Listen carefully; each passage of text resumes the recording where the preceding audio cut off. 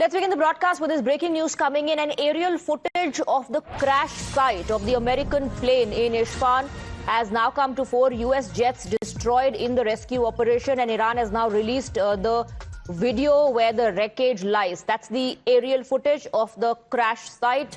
There are several such videos and images doing the rounds that are being shared by both sides, and this one, of course, has been shared by Iran to show the fate of the American aircrafts in Isfahan. This is the aerial footage of the crash site of the American plane in Isfahan.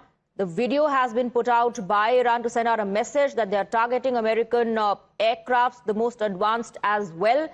A crash site video has been put out by Iran.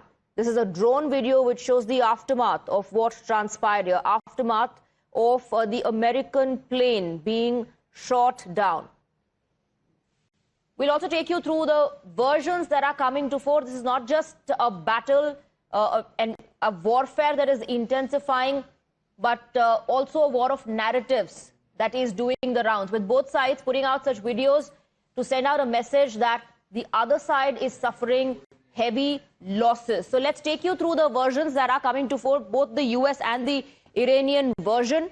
Let's first tell you about what US says. Here on the big screen, we are breaking down the details of the versions that are coming to fore, both the US and the Iranian version. Not just a battle that is intensifying on ground, but it's also about there are two versions that are coming to fore. On one hand, you have Iran putting out videos. This is an aerial footage of the Isfahan site, the site of the American crafts being brought down.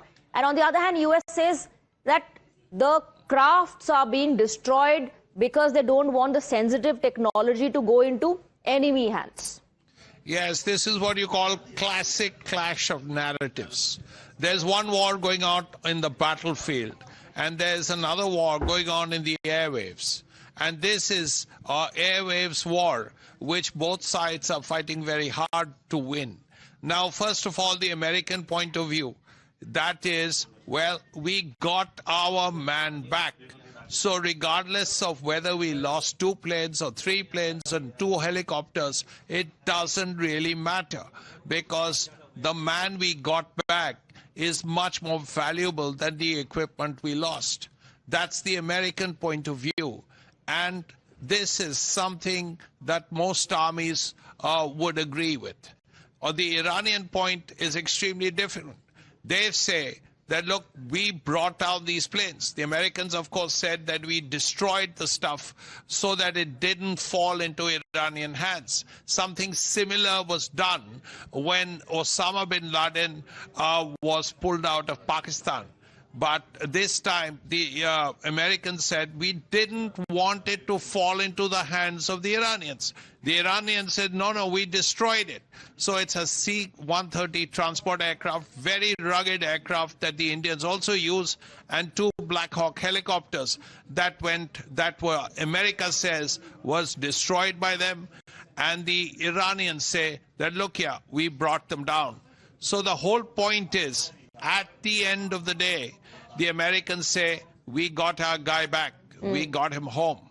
The Iranians say, look, we destroyed so much equipment of the Americans that it's a defeat for America.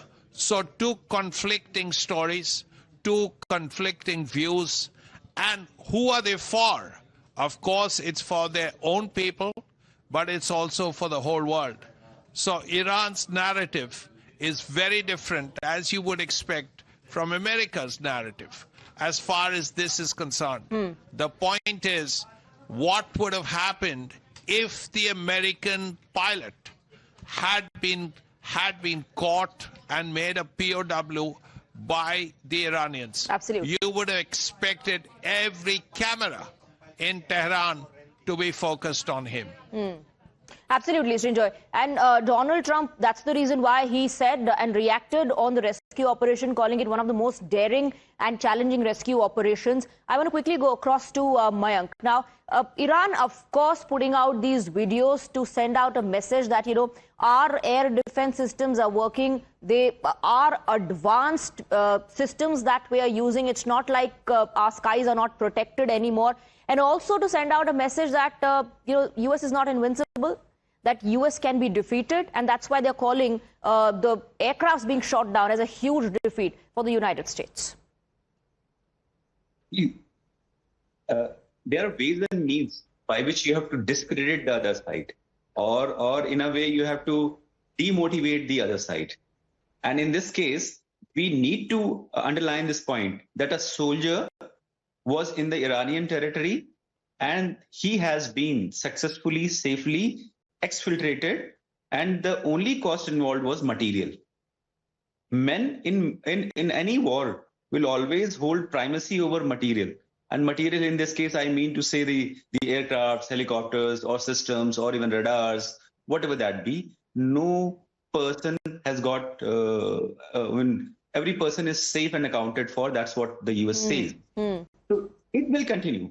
And that had been happening since 28th of Feb, the time this operation started. This war between the US, Israel, and Iran has started.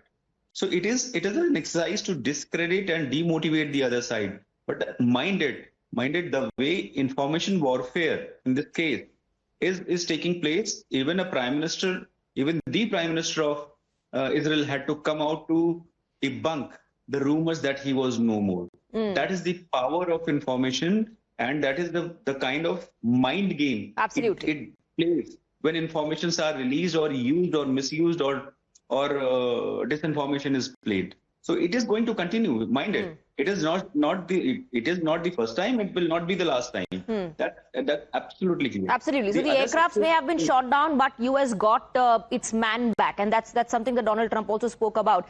But let's take a look at how that happened. Srinjoy and Mayank, do stay on with us. And this is how one of the most daring rescue operations in recent times unfolded deep inside the Iranian territory. After the F-15E was shot down, the weapons system officer ejected and landed inside Iran.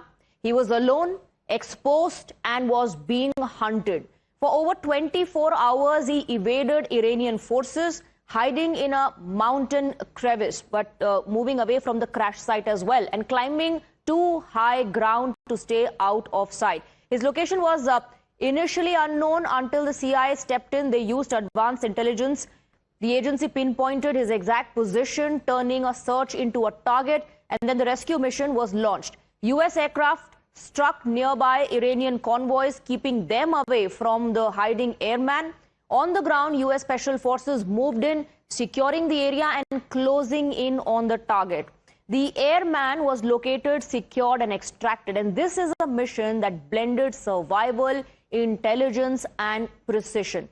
Let's go across to Srinjoy now. Srinjoy, as far as the weapon system officer is concerned, and for anyone, in fact, involved in such an operation, the priority for them is to move away from the crash site as soon as possible. Time is of essence. And they're also highly trained individuals who are trained to survive without water, without food for several days. In fact, to make use of whatever is available locally in that particular terrain. Exactly that. Moved away as far as he could, hid in a crevice so he couldn't be found, and of course tried and communicated with the Americans, tried to tell them this is where I am, and there must be gadgets with him to suggest to the Americans that, look, I am here. And of course this was a very difficult operation, not an easy operation at all, to locate one man in enemy territory before the enemy got him. So that wasn't easy. Of course, Wizzo, he's a trained person, a trained colonel of the American U.S. Air Force. So he probably has gone through this training. He knows what it has to be done to stay away from the enemy, to hide in a certain area, to try and communicate with people who are trying to get him back. But overall, it's an extremely difficult operation, and sometimes it's just possibly a matter of minutes, just one of those lucky breaks that happen, which has helped the Americans. And as a result of technology, as a result of zeal. But this also gives you an insight into how the Air Force of the most powerful country operates. Apparently, according to reports, the WSO also alerted the forces by switching on some emergency beacon, sending out signals that were only read by the US forces. Mayank and Srinjoy, for the moment, thank you for getting us the details. Amit Shah,